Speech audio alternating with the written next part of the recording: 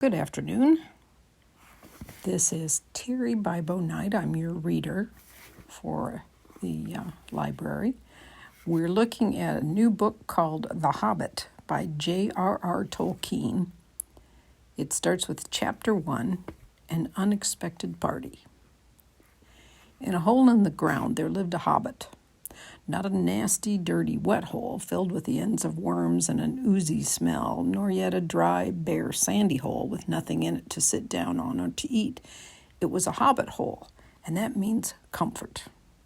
It had a perfectly round door, like a porthole, painted green, with a shiny yellow brass knob in the exact middle.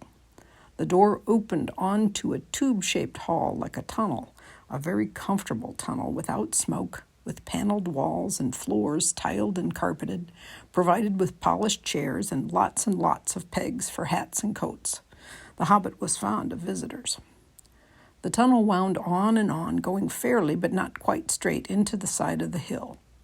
The hill, as all the people for many miles round called it, and many little round doors opened out of it, first on one side and then on another. No going upstairs for the hobbit. Bedrooms, bathrooms, cellars, pantries, lots of these. Wardrobes, he had whole rooms devoted to clothes. Kitchens, dining rooms, all were on the same floor, and indeed on the same passage. The best rooms were all on the left-hand side going in, for these were the only ones to have windows. Deep-set, round windows looking over his garden, and meadows beyond, sloping down to the river. This hobbit was a very well-to-do hobbit, and his name was Baggins. The Bagginses have lived in the neighborhood of the hill for time out of mind, and people considered them very respectable, not only because most of them were rich, but also because they never had any adventures or did anything unexpected. You could tell what a Baggins would say on any occasion without the bother of asking him. This is a story of how a Baggins had an adventure and found himself doing and saying things altogether unexpected. He may have lost the neighbor's respect, but he gained, well, you will see whether he gained anything in the end.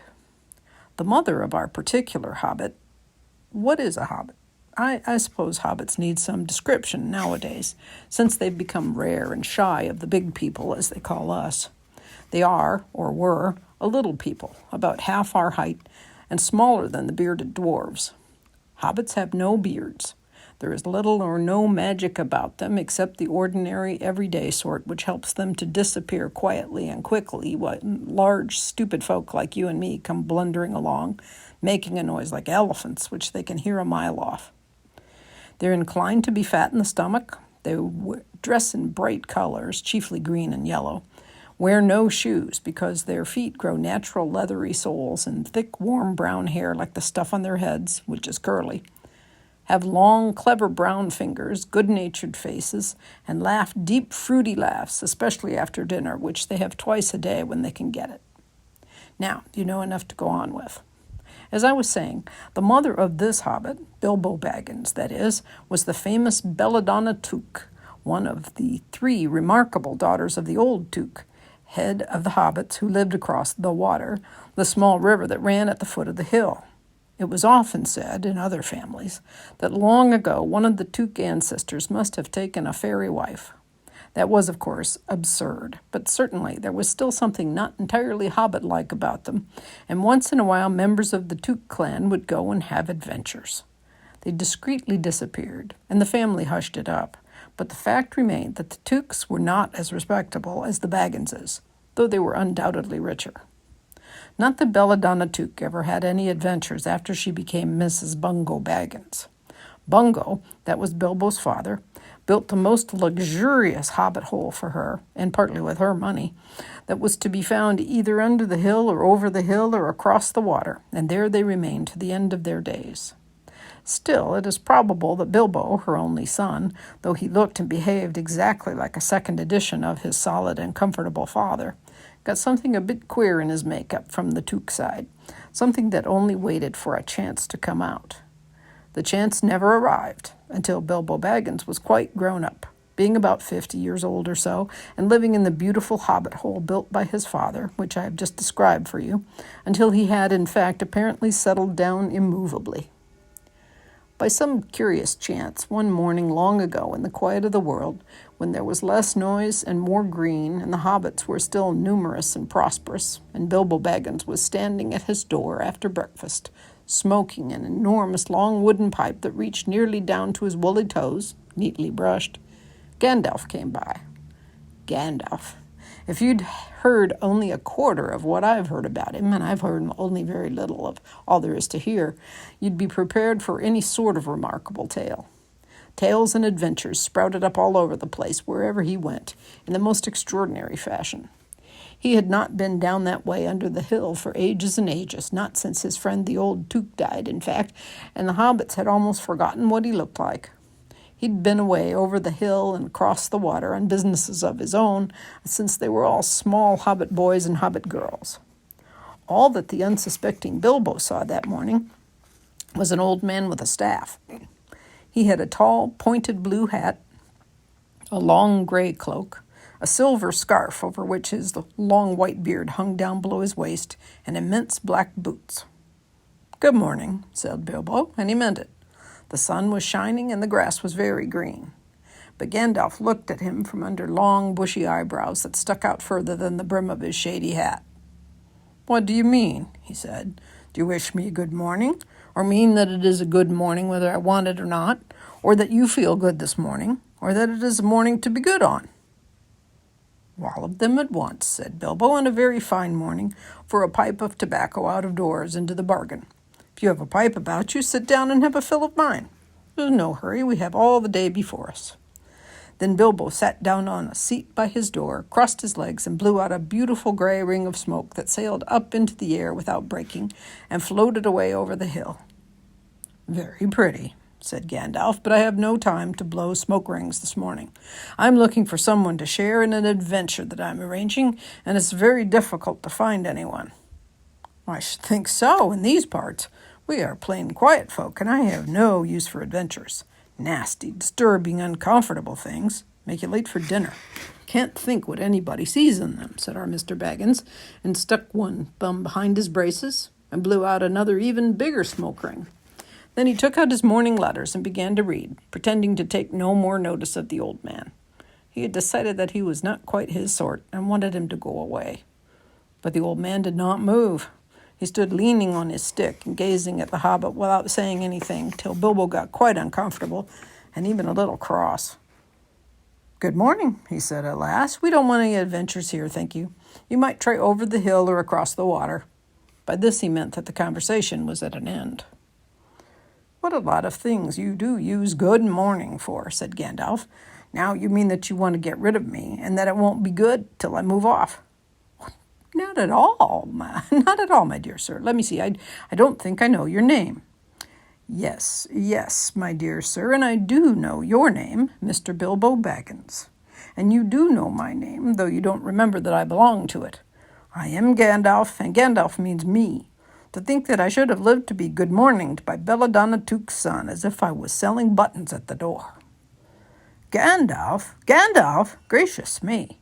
Not the wandering wizard that gave old Took a pair of magic diamond studs that fastened themselves and never came undone until ordered. Not the fellow who used to tell such wonderful tales at parties about dragons and goblins and giants and the rescue of princesses and the unexpected luck of widows' sons. Not the men that used to make such particularly excellent fireworks. I remember those. Old Took used to have them on Midsummer's Eve, splendid. They'd go up like great lilies and snapdragons and laburnums of fire and hang in the twilight all evening. You will notice already that Mr. Baggins was not quite so prosy as he liked to believe, also that he was very fond of flowers. "Dear me," he went on, not the Gandalf who was responsible for so many quiet lads and lasses going off into the blue for mad adventures. Anything from climbing trees to visiting elves or sailing in ships, sailing to other shores. Bless me, life used to be quite you used to upset things badly in this part once upon a time. I beg your pardon, but I had no idea you were still in business." "Where else should I be?" said the wizard. "All the same, I'm pleased to find you remember something about me. You seem to remember my fireworks kindly at any rate, and that is not without hope. Indeed, for your old grandfather Took's sake, and for the sake of poor Belladonna, I will give you what you ask for." I beg your pardon. I haven't asked for anything. Yes, you have. Twice now. My pardon. I give it you. In fact, I will go so far as to send you on this adventure. Very amusing for me, very good for you, and profitable too, very likely, if you ever get over it. Sorry, I don't want any adventures, thank you. Not today. Good morning. But please come to tea any time you like. Why not tomorrow? Come tomorrow. Goodbye. With that, the hobbit turned and scuttled inside his round green door and shut it quickly as he dared, and not to seem rude. Wizards are, after all, wizards. What on earth did I ask him to tea for? He said to himself as he went to the pantry. He had only just had breakfast, but he thought a cake or two and a drink of something would do him good after his fright. Gandalf, in the meantime, was still standing outside the door and laughing, long but quietly. After a while, he stepped up and, with a spike on his staff, scratched a queer sign on the hobbit's beautiful green front door. Then he strode away, just about the time when Bilbo was finishing his second cake and beginning to think he'd escaped adventures very well. The next day, he'd almost forgotten about Gandalf. He did not remember things very well unless he put them down on his engagement tablet like this. Gandalf, tea Wednesday. Yesterday he'd been too flustered to do anything of the kind. Just before tea time there came a tremendous ring on the front door bell, and then he remembered. He rushed and put on the kettle and put on another cup and saucer and an extra cake or two and ran to the door. "I'm so sorry to keep you waiting," he was going to say, when he saw that it was not Gandalf at all. It was a dwarf, with a blue beard tucked into a golden belt and very bright eyes under his dark green hood. As soon as the door was opened, he pushed inside just as if he'd been expected. He hung his hooded cloak on the nearest peg and said, "Dwalin at your service," with a bow. "Bilbo Baggins at yours," said the hobbit, too surprised to ask any questions for the moment. When the silence that followed had become uncomfortable, he added, "I'm just about to take tea. Pray come and have some with me." A little stiff, perhaps, but he meant it kindly. And what would you do if an uninvited dwarf came and hung his things up in your hall without a word of explanation? They'd not been at table long. In fact, they'd hardly reached the third cake when there came another, even louder ring at the bell. "Excuse me," said the hobbit, and off he went to the door. "So you've got here at last." That's what he was going to say to Gandalf this time, but it was not Gandalf. Instead, there was a very old-looking dwarf on the step with a white beard and a scarlet hood, and he, too, hopped inside as soon as the door was open, just as if he'd been invited. "I see they've begun to arrive already," he said, when he caught sight of Dwalin's green hood hanging up. He hung his red one next to it and said, "Balin, at your service," with his hand on his breast. "Thank you," said Bilbo with a gasp. It was not the correct thing to say, but "they have begun to arrive" had flustered him badly. He liked visitors, but he liked to know them before they arrived, and he preferred to ask them himself. He had a horrible thought that the cakes might run short, and then he, as the host, he knew his duty and stuck to it, however painful. He might have to go without. "Come along in and have some tea," he managed to say after taking a deep breath. "Little beer would suit me better if it's all the same to you, my good sir," said Balin with the white beard, "but I don't mind some cake. Seed cake, if you have any." "Lots," Bilbo found himself answering to his surprise, and found himself scuttling off, too, to the cellar to fill a pint beer mug, then to the pantry to fetch 2 beautiful round seed cakes which he'd baked that afternoon for his after-supper morsel. When he got back, Balin and Dwalin were talking at the table like old friends. As a matter of fact, they were brothers. Bilbo plumped down the beer and the cake in front of them, when a loud ring at the bell came again, and then another ring. Gandalf for certain this time, he thought, as he puffed along the passage, but it was not. It was 2 more dwarfs, both with blue hoods, silver belts, and yellow beards, and each of them carried a bag of tools and a spade. In they hopped as soon as the door began to open. Bilbo was hardly surprised at all. "What can I do for you, my dwarfs?" he said. "Kili at your service," said one, and Fili added the other, and they both swept off their blue hoods and bowed. "At yours and your families," replied Bilbo, remembering his manners this time. "Dwalin and Balin here already, I see," said Kili. "Let's us join the throng." "Throng?" thought Mr. Baggins. "I don't like the sound of that. I really must sit down for a minute and collect my wits and have a drink." He had only just a sip in the corner while the 4 dwarfs sat round the table and talked about mines and gold and troubles with the goblins and the depredation of dragons and lots of other things which he did not understand and did not want to, for they sounded much too adventurous. When ding-dong-a-ling-dang, his bell rang again, as if some naughty little Hobbit boy was trying to pull the handle off. "Someone at the door," he said, blinking. "Some four, I should say, by the sound," said Feely. "Besides, we saw them coming along behind us in the distance." The poor little Hobbit sat down in the hall and put his head in his hands and wondered what had happened and what was going to happen and whether they would all stay for supper. Then the bell rang again, louder than ever, and he had to run to the door. It was not four at all, it was five. Another dwarf had come along while he was wondering in the hall. He'd hardly turned the knob before they were all inside, bowing and saying, "At your service," one after another. Dory, Nori, Ori, Oin, and Gloin were their names, and very soon 2 purple hoods, a gray hood, a brown hood, and a white hood were hanging on the pegs, and off they marched with their broad hands stuck in their gold and silver belts to join the others. Already it had almost become a throng. Some called for ale, some for porter, one for coffee, all of them for cakes. So the Hobbit was kept very busy for a while. A big jug of coffee had just been set in the hearth. The seed cakes were gone, and the dwarfs were starting on a round of buttered scones when there came a loud knock. Not a ring, but a hard rat-tat on the Hobbit's beautiful green door. Somebody was banging it with a stick. Bilbo rushed along the passage, very angry and altogether bewildered and bewuthered. This was the most awkward Wednesday he ever remembered. He pulled open the door with a jerk, and they all fell in, one on top of the other. More dwarves, 4 more, and there was Gandalf behind, leaning on his staff and laughing. He had made quite a dent on the beautiful door. He'd also, by the way, knocked out the secret mark he'd put there the morning before. "Carefully, carefully," he said. "It's not like you, Bilbo, to keep friends waiting on the mat and then open the door like a pop gun. Let me introduce Bifur, Bofur, Bombur, and especially Thorin." "At your service," said Bifur, Bofur, and Bombur, standing in a row. Then they hung up 2 yellow hoods and a pale green one, and also a sky blue one with a long silver tassel. This last belonged to Thorin, an enormously important dwarf, in fact, no other than the great Thorin Oakenshield himself, who was not at all pleased at falling flat on Bilbo's mat, with Bifur, Bofur, and Bombur on top of him. For one thing, Bombur was immensely fat and heavy. Thorin, indeed, was very haughty and said nothing about service, but poor Mr. Baggins said he was sorry so many times that at long last he grunted, "Pray don't mention it," and stopped frowning. "Now we're all here," said Gandalf, looking at the row of 13 hoods, the best detachable party hoods, and his own hat hanging on the pegs. "Quite a merry gathering. I hope there's something left for the latecomers to eat and drink. What's that, tea?" "No, thank you. A little red wine, I think, for me." "And for me," said Thorin. "And raspberry jam and apple tart," said Bifur.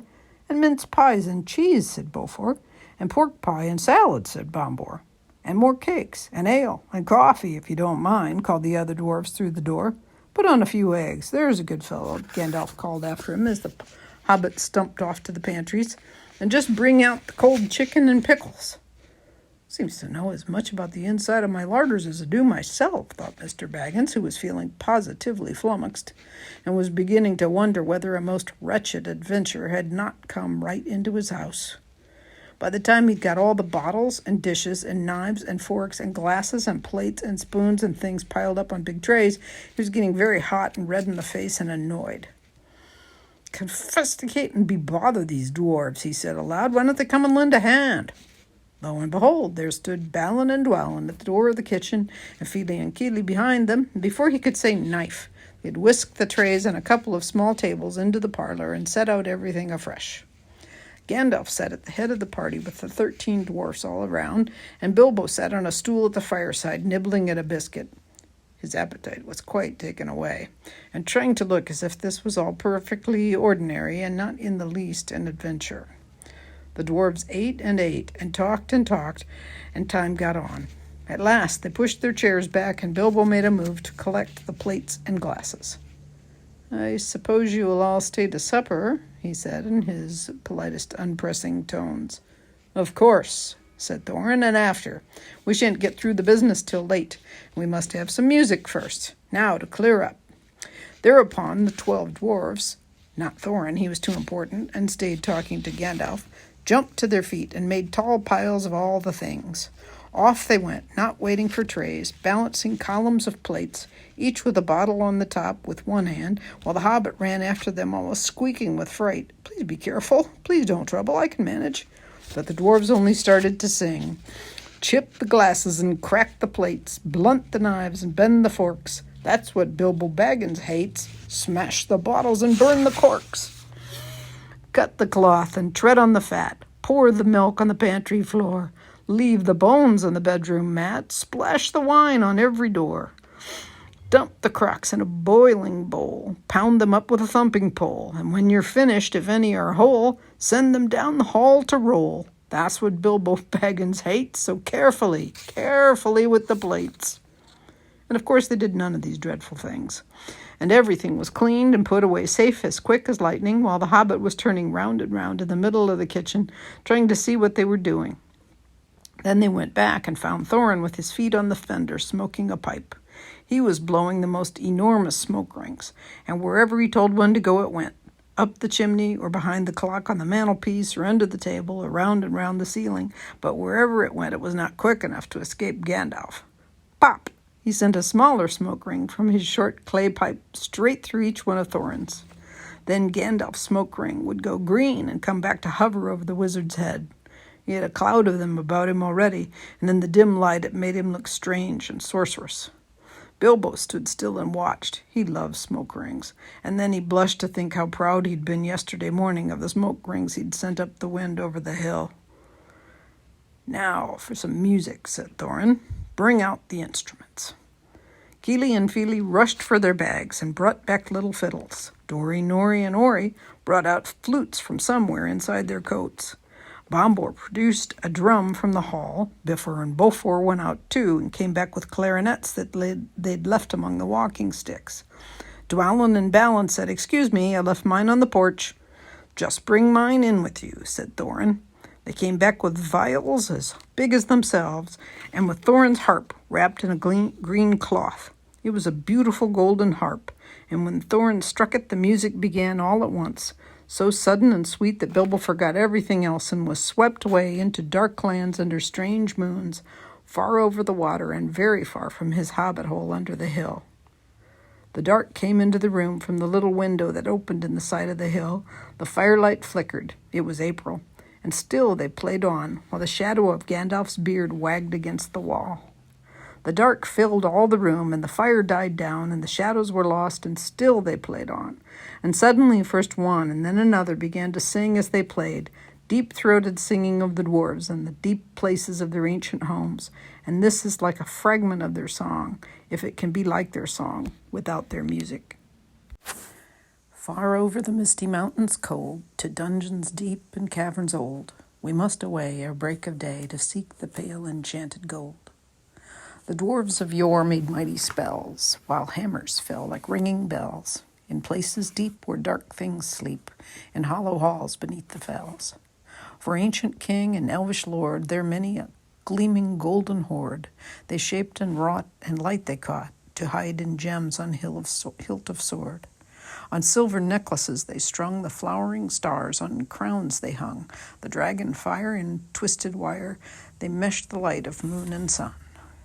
Far over the misty mountains cold, to dungeons deep and caverns old, we must away ere break of day to claim our long-forgotten gold. Goblets they carved there for themselves, and harps of gold where no man delves. There lay they long, and many a song was sung unheard by men or elves.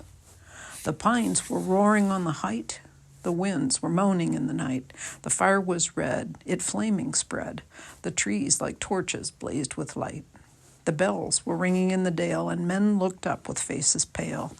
Then dragon's ire, more fierce than fire, laid low their towers and houses frail. The mountains smoked beneath the moon. The dwarves, they heard the tramp of doom. They fled their hall to dying fall beneath his feet, beneath the moon. Far over the misty mountains grim, to dungeons deep and caverns dim, we must away ere break of day to win our harps and gold from him. As they sang, the hobbit felt the love of beautiful things made by hands, and by cunning and by magic moving through him, a fierce and a jealous love, the desire of the hearts of dwarves. Then something Tookish woke up inside him, and he wished to go and see the great mountains, and hear the pine trees and the waterfalls, and explore the caves, and wear a sword instead of a walking stick. He looked out of the window. The stars were out in a dark sky above the trees. He thought of the jewels of the dwarves shining in dark caverns. Suddenly, in the wood beyond the water, a flame leapt up, probably somebody lighting a wood fire, and he thought of plundering dragons settling on his quiet hill and kindling it all to flames. He shuddered, and very quickly he was plain Mr. Baggins of Bag End, Underhill, again.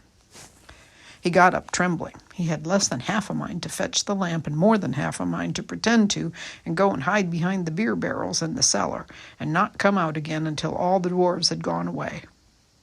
Suddenly he found that the music and the singing had stopped, and they were all looking at him with eyes shining in the dark. "Where are you going?" said Thorin, in a tone that seemed to show that he guessed both halves of the hobbit's mind. "What about a little light?" said Bilbo apologetically. "We like the dark," said all the dwarves. "Dark for dark business. There are many hours before dawn." "Of course," said Bilbo, and sat down in a hurry. He missed the stool and sat in the fender, knocking over the poker and shovel with a crash. "Hush," said Gandalf. "Let Thorin speak."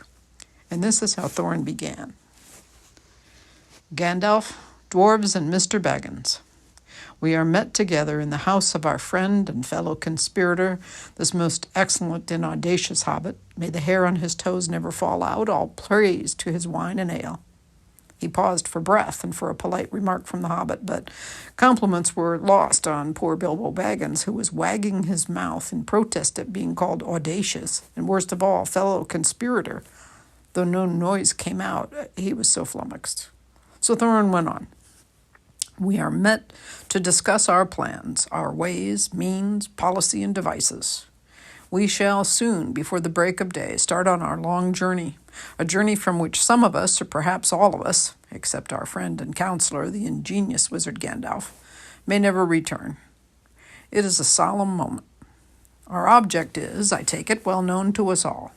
To the estimable Mr. Baggins, and perhaps to one or two of the younger dwarves, I think I should be right in naming Keely and Feely, for instance, the exact situation at the moment may require a little brief explanation." This was Thorin's style. He was an important dwarf. If he had been allowed, he probably would have gone on like this until he was out of breath without telling anyone there anything that was not known already. But he was rudely interrupted. Poor Bilbo couldn't bear it any longer. At "may never return," he began to feel a shriek coming up inside, and very soon it burst out like the whistle of an engine coming out of a tunnel. All the dwarves sprang up, knocking over the table. Gandalf struck a blue light on the end of his magic staff, and in its firework glare the poor hobbit could be seen kneeling on the hearthrug, shaking like a jelly that was melting. Then he fell flat on the floor and kept calling out, "Struck by lightning, struck by lightning," over and over again, and that was all they could get out of him for a long time. So they took him and laid him out of the way on the drawing-room sofa with a drink at his elbow, and then they went back to their dark business. "Excitable little fellow," said Gandalf, as they sat down again. "He gets funny queer fits, but he's one of the best, as fierce as a dragon in a pinch." If you've ever seen a dragon in a pinch, you will realize this was only a poetical exaggeration applied to any hobbit, even to old Duke's great-grand-uncle Bullroarer, who was so huge, for a hobbit, that he could ride a horse. He charged the ranks of the goblins of Mount Graham in the Battle of the Green Fields and knocked their king Golfimble's head clean off with a wooden club. It sailed 100 yards through the air and went down a rabbit hole, and in this way the battle was won and the game of golf invented at the same moment. In the meanwhile, however, Bullroarer's gentler descendant was reviving in the drawing-room. After a while and a drink, he crept nervously to the door of the parlor. This is what he heard. Gloin was speaking. "Humph," or some snort more or less like that. "Will he do you think? This is all very well for Gandalf to talk about this hobbit being fierce, but one shriek like that in a moment of excitement would be enough to wake the dragon and all his relatives and kill the lot of us. I think it sounded more like fright than excitement. In fact, if it had not been for the sign on the door, I should have been sure we'd come to the wrong house. As soon as I clapped eyes on the little fellow bobbing and puffing on the mat, I had my doubts. He looks more like a grocer than a burglar. Then Mr. Baggins turned the handle and went in. The Duke's side had won. He suddenly felt he would go on without breakfast and bed to be thought fierce. As for little fellow bobbing on the mat, it almost made him really fierce.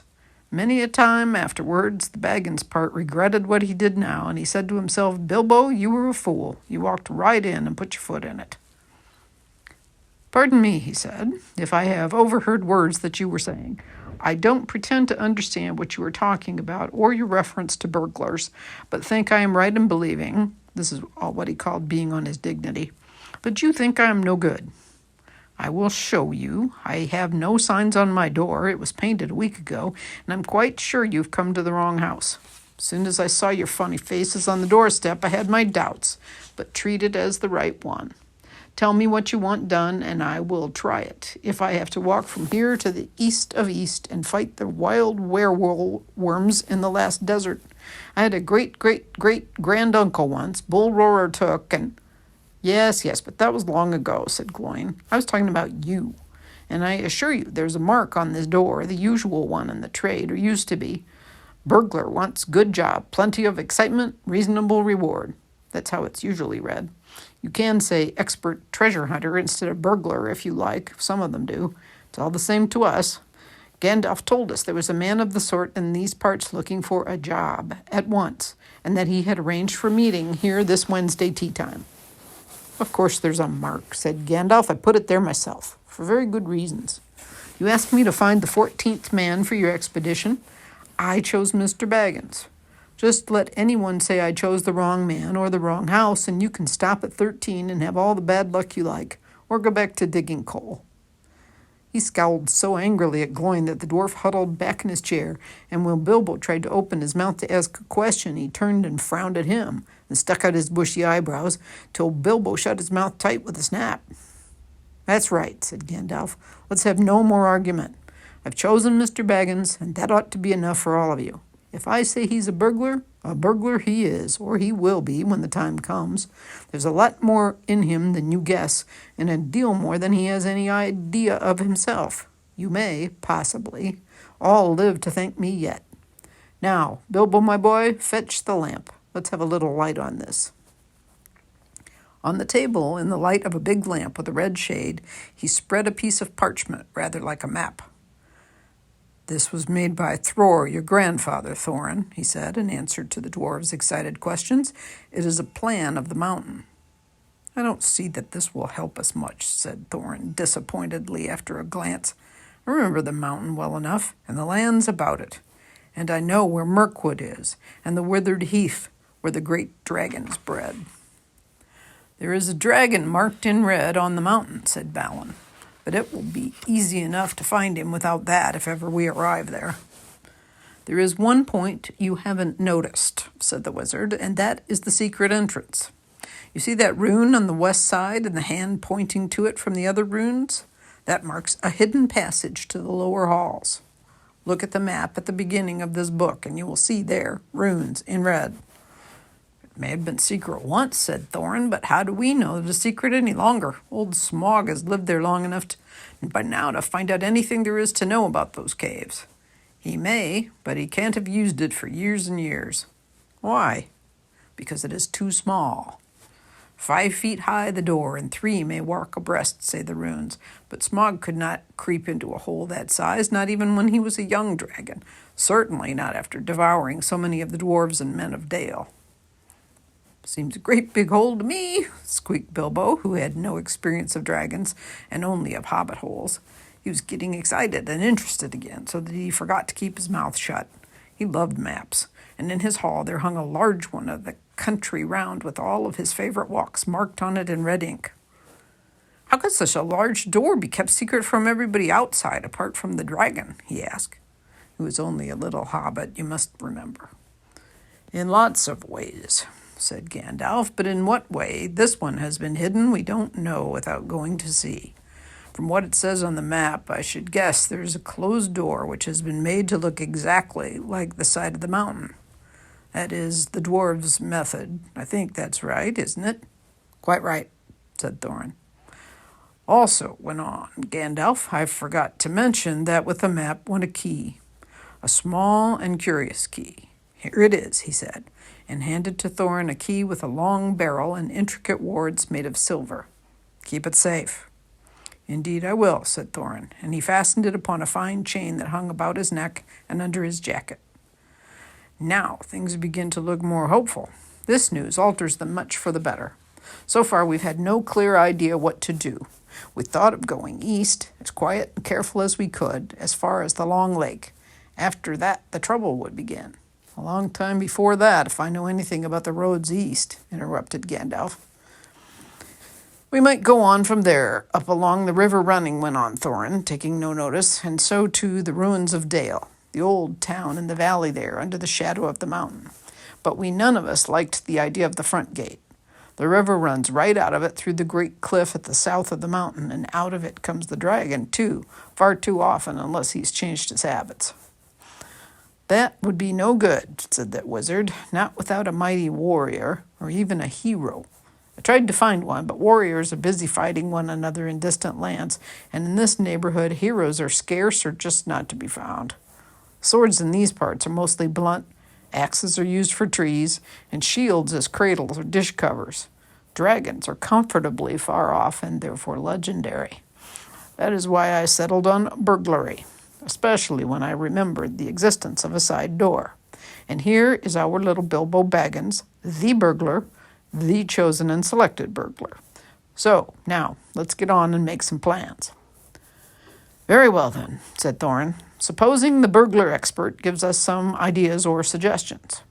He turned with mock politeness to Bilbo. First, I should like to know a bit more about things, said he, feeling all confused and a bit shaky inside, but so far still tookishly determined to go on with things. I mean about the gold and the dragon and all that, and how it got there, and who it belongs to, and so on, and further. Bless me, said Thorin, haven't you got a map? And didn't you hear our song? Haven't we been talking about all this for hours? All the same, I should like it all plain and clear, said he obstinately, putting on his business manner, usually reserved for people who tried to borrow money off him, and doing his best to appear wise and prudent and professional and live up to Gandalf's recommendation. Also, I should like to know about risks, out-of-pocket expenses, time required, remuneration, and so forth, by which he meant, what am I going to get out of it, and am I going to come back alive? Oh, very well, said Thorin. Long ago, in my grandfather Thror's time, our family was driven out of the far north and came back with all their wealth and their tools to this mountain on the map. It had been discovered by my far ancestor, Thrain the Old, but now they mined and tunneled, and they made huger halls and greater workshops, and in addition, I believe they found a good deal of gold and a great many jewels, too. Anyway, they grew immensely rich and famous, and my grandfather was king under the mountain again and treated with great reverence by the mortal men who lived to the south and were gradually spreading up the running river as far as the valley overshadowed by the mountain. They built the merry town of Dale there in those days. Kings used to send for our smiths and reward even the least skillful most richly. Fathers would beg us to take their sons as apprentices and pay us handsomely, especially in food supplies, which we never bothered to grow or find for ourselves. Altogether, those were good days for us, and the poorest of us had money to spend and to lend and leisure to make beautiful things just for the fun of it, not to speak of the most marvelous and magical toys, the like of which is not to be found in the world nowadays. So my grandfather's halls became full of armor and jewels and carvings and cups, and the toy market of Dale was the wonder of the north. Undoubtedly, that was what brought the dragon.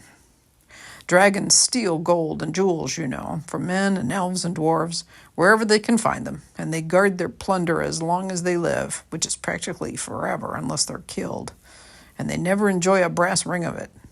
Indeed, they hardly know a good bit of work from a bad, though they usually have a notion of the current market value. They can't make a thing for themselves, not even mend a little loose scale on their armor. There were lots of dragons in the north in those days, Gold was probably getting scarce up there, with the dwarves flying south or getting killed, and all the general waste and destruction that dragons make going from bad to worse. There's a most specially greedy, strong, and wicked worm called Smog. One day he flew up into the air and came south. The first we heard of it was a noise like a hurricane coming from the north, and the pine trees on the mountain creaking and cracking in the wind. Some of the dwarves who happened to be outside, I was one, luckily, a fine adventurous lad in those days, always wandering about, and it saved my life that day. Well, from a good way off, we saw the dragon settle on our mountain in a spout of flame. Then he came down the slopes, and when he reached the woods, they all went up in fire. By that time, all the bells were ringing in Dale, and the warriors were arming. The dwarves rushed out of their great gate, but there was the dragon waiting for them. None escaped that way. The river rushed up in steam, and a fog fell on Dale, and in the fog the dragon came on them and destroyed most of the warriors. The usual unhappy story. It was only too common in those days. Then he went back and crept in through the front gate and routed out all the halls and lanes and tunnels, alleys, cellars, mansions, and passages. After that there were no dwarves left alive inside, and he took all their wealth for himself. Probably, for that is the dragon's way, he has piled it all up in a great heap far inside and sleeps on it for a bed. Later, he used to crawl out of the great gate and come by night to Dale and carry away people, especially maidens, to eat until Dale was ruined and all the people dead or gone. What goes on there now I don't know for certain, but I don't suppose anyone lives nearer to the mountain than the far edge of the long lake nowadays. The few of us that were well outside sat and wept in hiding and cursed Smog, and there we were unexpectedly joined by my father and my grandfather with singed beards. They looked very grim, but they said very little. When I asked how they got away, they told me to hold my tongue and said that one day in the proper time I should know. After that, we went away. We have had to earn our livings as best we could up and down the lands, often enough sinking as low as blacksmith work or even coal mining. But we've never forgotten our stolen treasure. Even now, when I will allow we have a good bit laid by and are not so badly off, here Thorin stroked the gold chain around his neck, we still mean to get it back and to bring our curses home to Smog if we can. I've often wondered about my father's and my grandfather's escape. I see now they must have had a private side door which only they knew about. But apparently they made a map, and I should like to know how Gandalf got a hold of it and why it did not come down to me, the rightful heir. I did not get hold of it. I was given it, said the wizard. Your grandfather, Thror, was killed, you remember, in the mines of Moria by Azog the Goblin. Curse his name? Yes, said Thorin. And Thrain, your father, went away on the 21st of April, 100 years ago last Thursday, and has never been seen by you since. True, that's true, said Thorin. Well, your father gave me this to give you, and if I have chosen my own time and way for handing it over, you could hardly blame me, considering the trouble I had to find you. Your father could not remember his own name when he gave me the paper. He never told me yours. So on the whole, I think I ought to be praised and thanked. Here it is, said he, handing the map to Thorin. I don't understand, said Thorin, and Bilbo felt he would have liked to say the same. The explanation did not seem to explain. Your grandfather, said the wizard slowly and grimly, gave the map to his son for safety before he went to the mines of Moria. Your father went away to try his luck with the map after your grandfather was killed, and lots of adventures of a most unpleasant sort he had, but he never got near the mountain. How he got there, I don't know, but I found him a prisoner in the dungeons of the necromancer. Whatever were you doing there? Asked Thorin with a shudder, and all the dwarfs shivered. Never you mind. I was finding things out, as usual, and a nasty, dangerous business it was.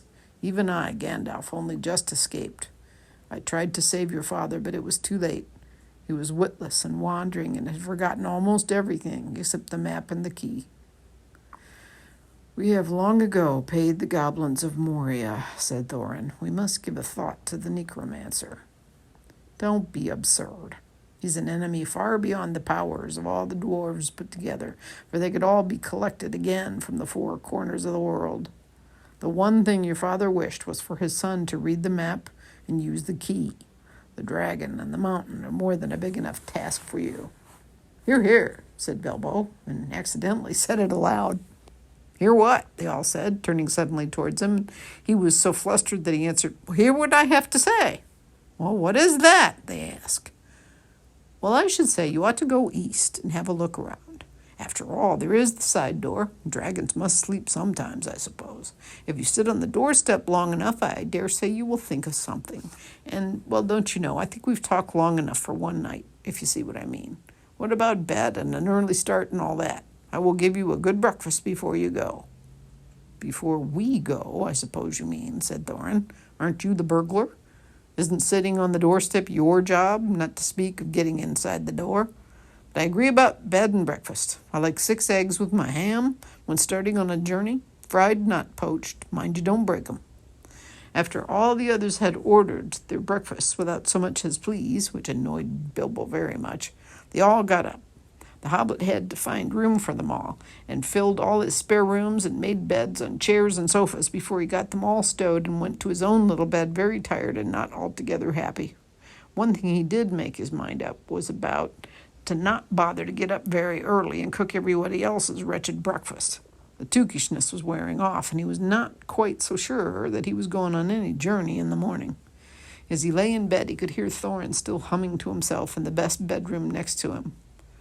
"Far over the misty mountains cold, to dungeons deep and caverns old, we must away ere break of day, to find our long-forgotten gold." Bilbo went to sleep with that in his ears, and it gave him very uncomfortable dreams. It was long after the break of day when he woke up. And that is the end of Chapter 1. This is Chapter 2 of J.R.R. Tolkien's The Hobbit. It's called Roast Mutton, and I am Terry Bibo Knight, your reader. Up jumped Bilbo, and putting on his dressing gown, went into the dining room. There he saw nobody, but all the signs of a large and hurried breakfast.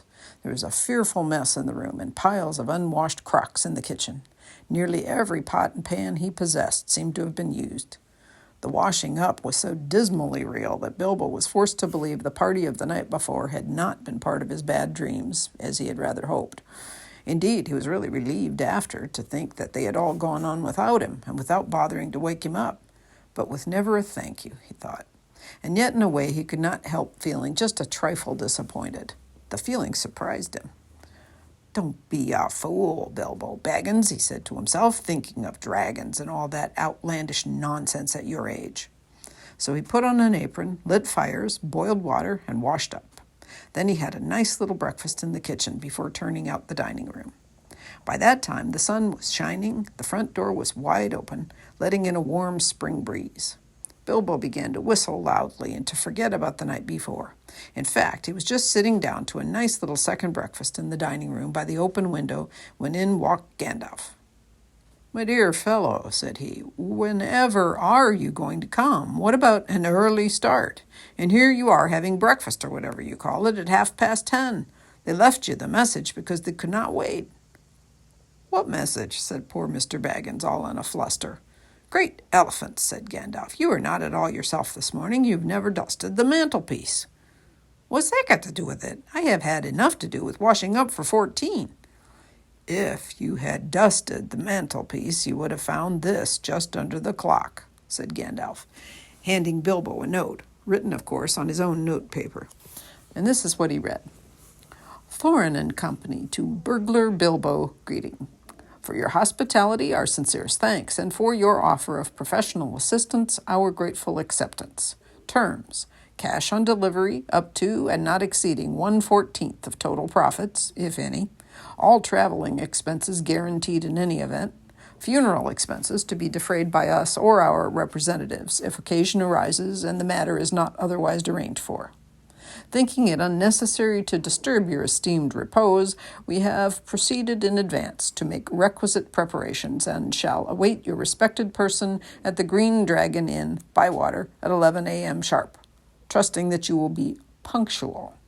We have the honor to remain yours deeply, Thorin and Company." That leaves you just 10 minutes. You'll have to run, said Gandalf. But, said Bilbo. No time for it, said the wizard. But, said Bilbo again, no time for that either. Off you go.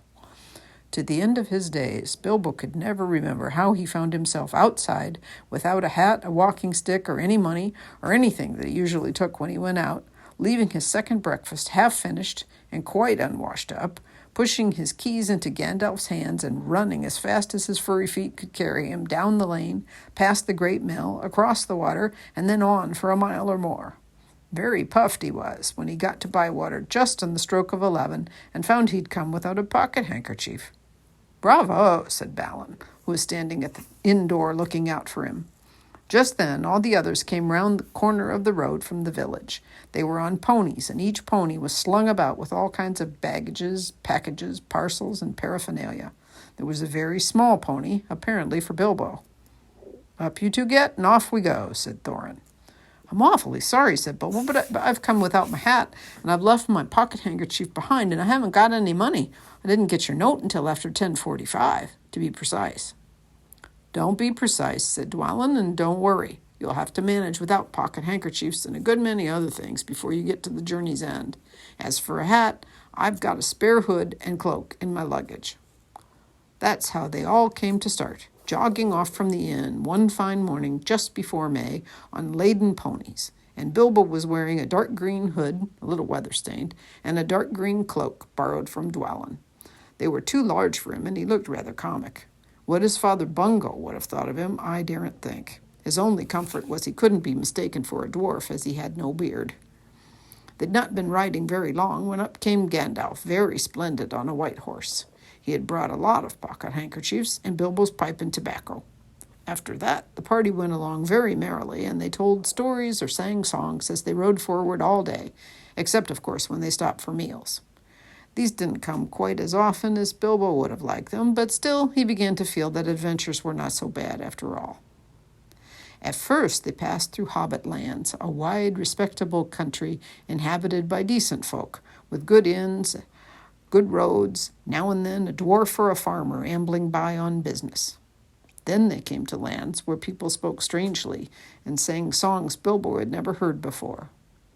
Now they'd gone on far into the lone lands where there were no people left, no inns, and the roads grew steadily worse.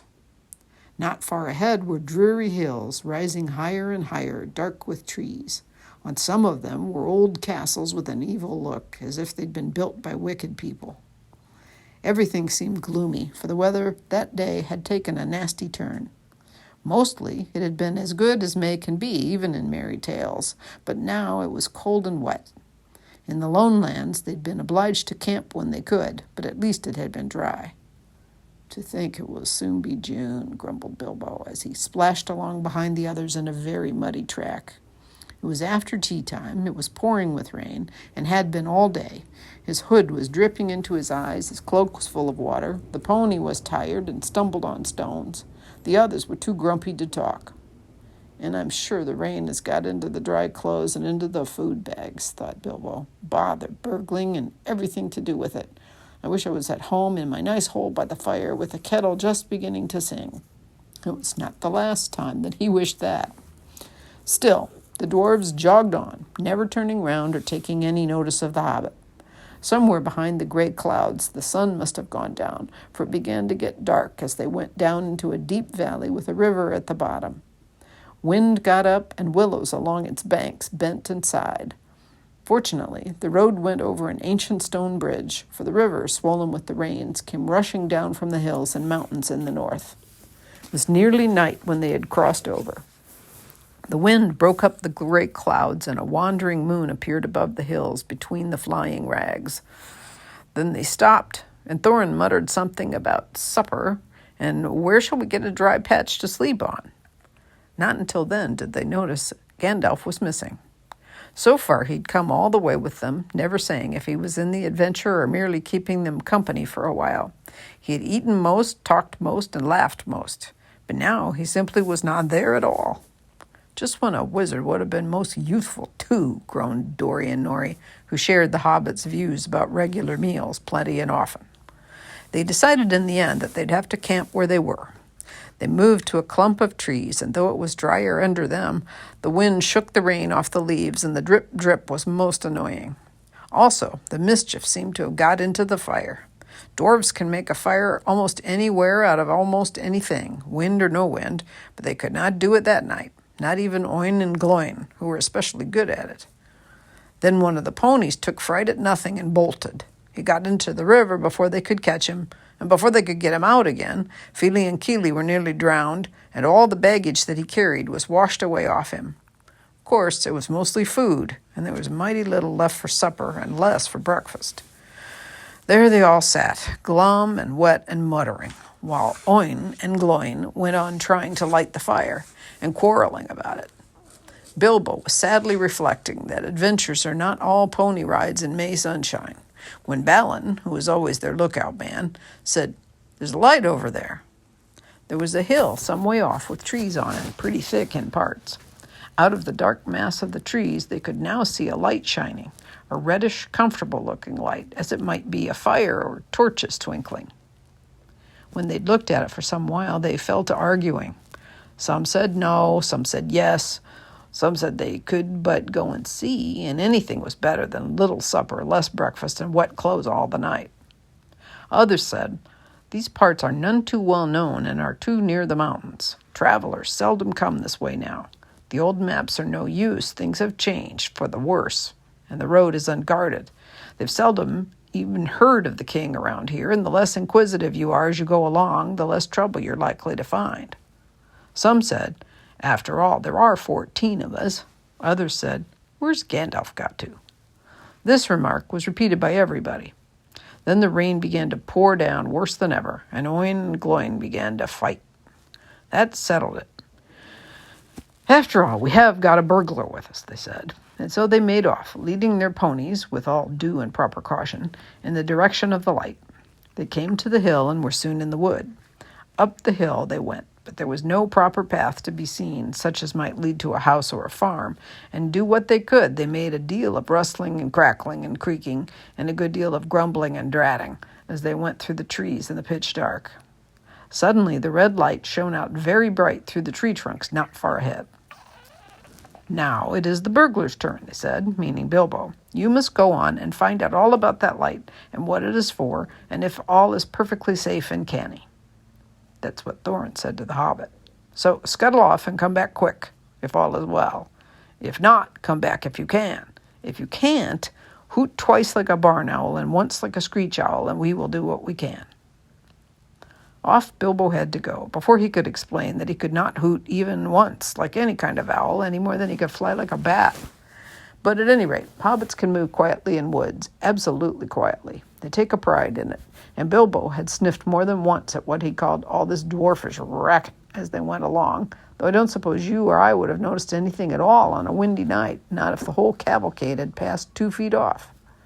As for Bilbo, walking primly toward the red light, I don't suppose even a weasel would have stirred a whisker at it.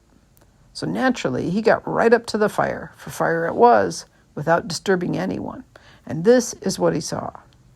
3 very large persons sitting round a very large fire of beech logs. They were toasting mutton on long spits of wood and licking the gravy off their fingers. There was a fine, toothsome smell. And there was a barrel of good drink at hand, and they were drinking out of jugs. But they were trolls. Obviously trolls. Even Bilbo, in spite of his sheltered life, could see that, from the great heavy faces of them and their size and the shape of their legs, not to mention their language, which was not drawing-room fashion at all. At all. "Mutton yesterday, mutton today, and blimey if it don't look like mutton again tomorrow," said one. "Never a blinking bit of flesh have we had for long enough," said a second. "What the 'ell William was a-thinking of to run us into these parts, it all beats me, and the drink is short. What's more," he said, jogging the elbow of William, who was taking a pull at his jug.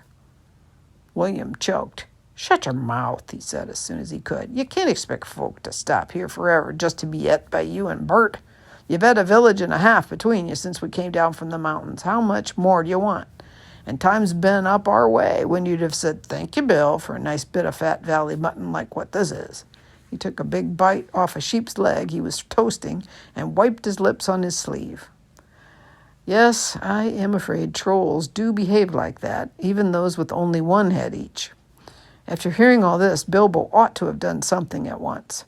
Either he should have gone back quietly and warned his friends that there were 3 fair-sized trolls at hand, in a nasty mood, quite likely to try to toast a dwarf or even pony for a change, or else he should have done a bit of good quick burglaring. A really first-class and legendary burglar would, at this point, have picked the trolls' pockets. It is nearly always worthwhile if you can manage it, pinched the very mutton off the spits, purloined the beer, and walked off without their noticing him. Others, more practical but with less professional pride, would perhaps have stuck a dagger into each of them before they observed it. Then the night could have been spent cheerily. Bilbo knew it. He'd read of a good many things he'd never seen or done. He was very much alarmed as well as disgusted.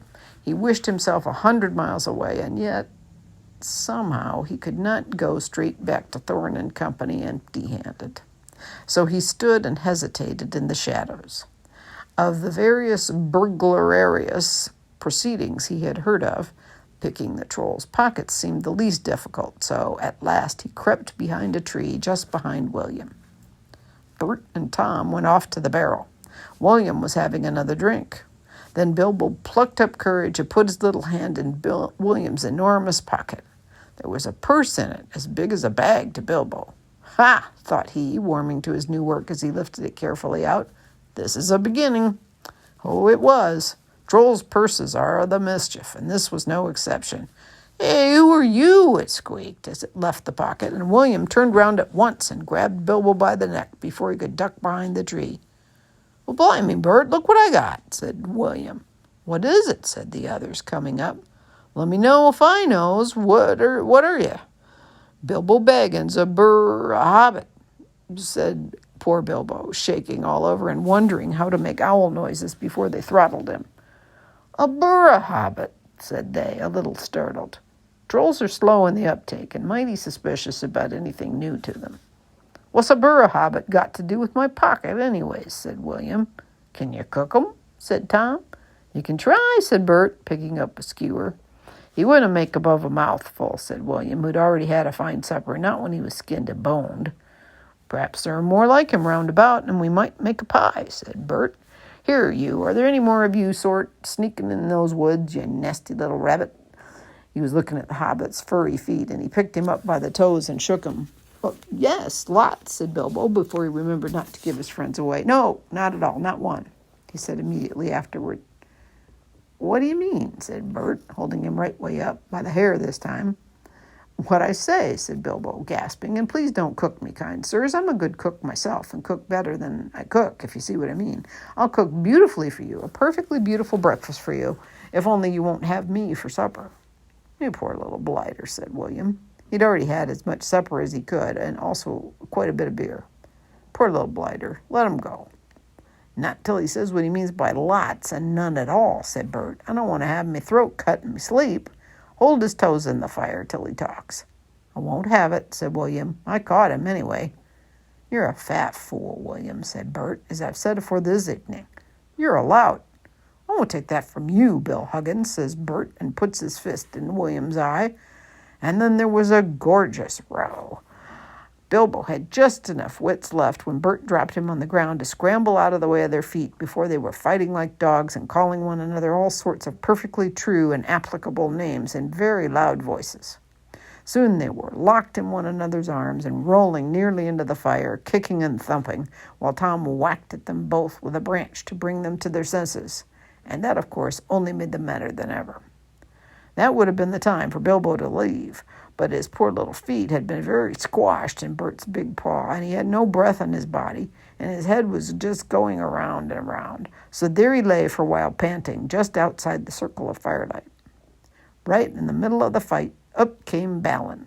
The dwarves had heard noises from a distance, and after waiting some time for Bilbo to come back or to hoot like an owl, they started off one by one to creep toward the light as quietly as they could. No sooner did Tom see Balin come into the light than he gave an awful howl. Trolls simply detest the very sight of dwarves, uncooked. Bert and Bill stopped fighting immediately. And, "A sack, Tom, quick," they said. Before Balin, who was wondering where in all this commotion Bilbo was, knew what was happening, a sack was over his head and he was down. "There's more to come yet," said Tom, "or I am mighty mistook." "Lots and none at all it is," said he. "No burr hobbits, but lots of these here dwarves. That's about the shape of it." "I reckon you're right," said Bert, "and that we best get out of the light." So they did. With sacks in their hands that they used for carrying off mutton and other plunder, they waited in the shadows. As each dwarf came up and looked at the fire and the spilled jugs and the gnawed mutton in surprise, pop went a nasty smelly sack over his head, and he was down. Soon Dwalin lay by Balin, and Feely and Keely together, and Dory and Nori and Ori all in a heap, and Oin and Gloin and Bifur and Balfour and Bomber piled uncomfortably near the fire. "That'll teach 'em," said Tom, for Bifur and Bomber had given a lot of trouble, fought like mad, as dwarves will when cornered. Thorin came last, and he was not caught unawares. He came expecting mischief, and didn't need to see his friend's legs sticking out of sacks to tell him things were not all well. He stood outside in the shadows some way off and said, "What's all this trouble? Who's been knocking my people about?" "It's trolls," said Bilbo from behind a tree. They'd forgotten all about him. "They're hiding in the bushes with sacks," said he. "Oh, are they?" said Thorin, and he jumped forward to the fire before they could leap on him. He caught up a big branch all on fire at one end, and Bert got that end in his eye before he could step aside. That put him out of the battle for a bit. Bilbo did his best. He caught hold of Tom's leg as well as he could. It was as thick as a young tree trunk, but he was sent spinning up into the top of some bushes when Tom kicked the sparks up in Thorin's face. Tom got the branch in his teeth for that and lost one of the front ones. It made him howl, I'll tell you. But just at that moment, William came up behind and popped a sack right over Thorin's head and down to his toes. And so the fight ended. A nice pickle they were in now, all neatly tied up in sacks, with 3 angry trolls, and 2 with burns and bashes to remember, sitting by them, arguing whether they should roast them slowly, or mince them fine and boil them, or just sit on them one by one and squash them into jelly. Bilbo, up in a bush with his clothes and his skin torn, didn't dare move for fear they should hear him. It was just then that Gandalf came back, but no one saw him. The trolls had decided to roast the dwarves now and eat them later. That was Bert's idea, and after a lot of argument, they'd all agreed to it. "No good roasting them now, it'd take all night," said a voice. Bert thought it was William. "Don't start the argument all over again, Bill," he said, "or it will take all night."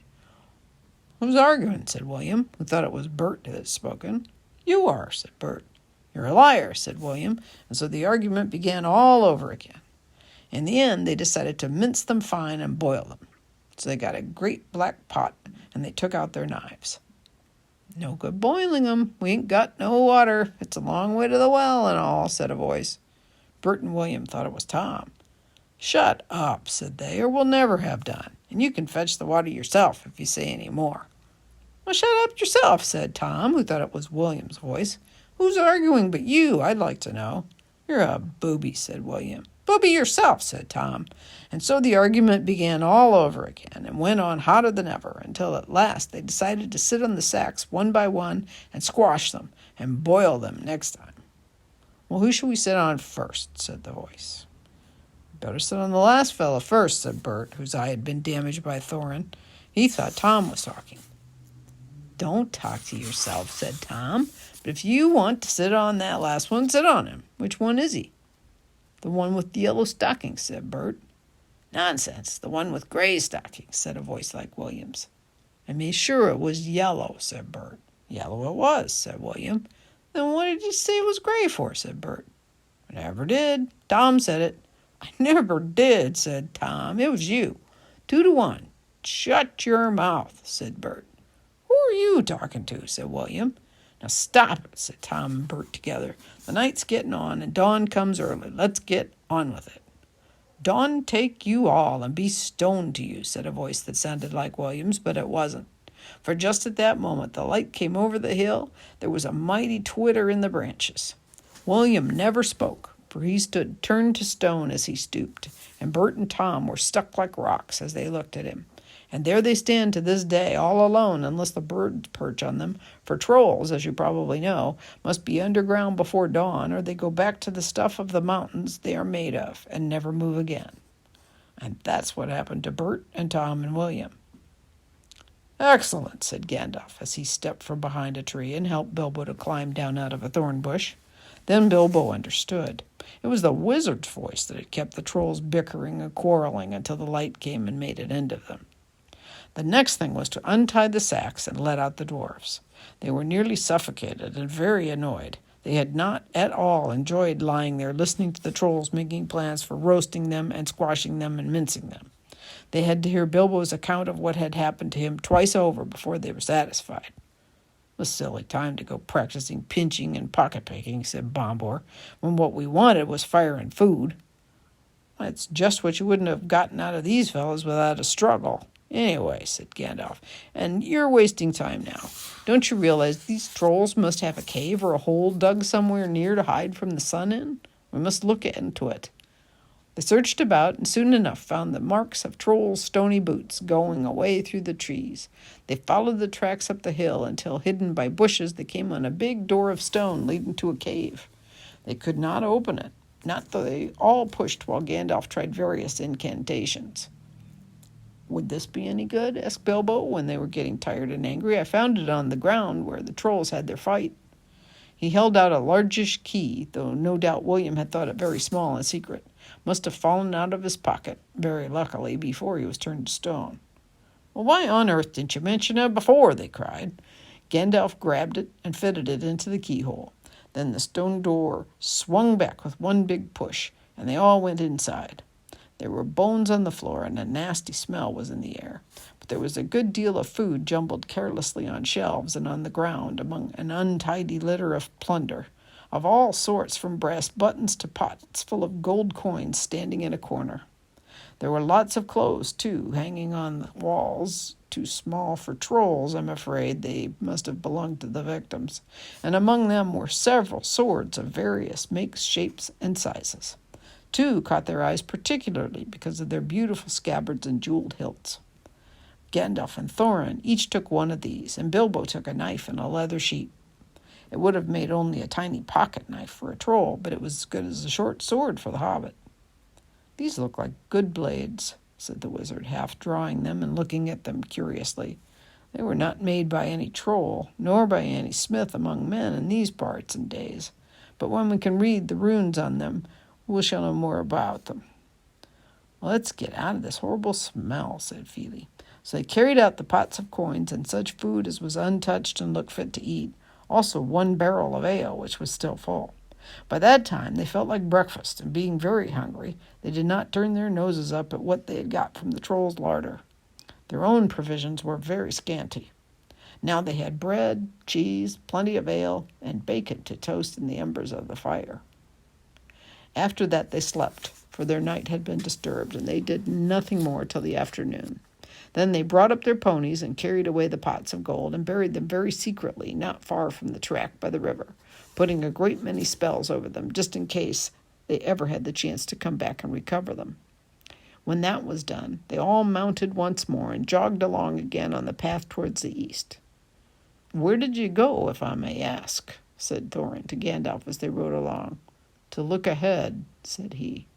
"And what brought you back in the nick of time?" "Looking behind," said he. "And what brought you back in the nick of time?" "Looking behind," said he. "Exactly," said Thorin, "but could you be more plain?" "I went on to spy out our road. It will soon become dangerous and difficult. Also, I was anxious about replenishing our small stock of provisions. I'd not gone very far, however, when I met a couple of friends of mine from Rivendell." "What's that?" said Bilbo. "Don't interrupt," said Gandalf. "You will get there in a few days now, if we're lucky, and find out all about it. As I was saying, I met two of Elrond's people. They were hurrying along for fear of the trolls. It was they who told me that 3 of them had come down from the mountains and settled not far from the road. They'd frightened everyone away from the district, and they waylaid strangers. I immediately had a feeling that I was wanted back. Looking behind, I saw a fire in the distance and made for it. So now you know. Please be more careful next time, or we shall never get anywhere." Thank you, said Thorin. And that's the end of chapter 2.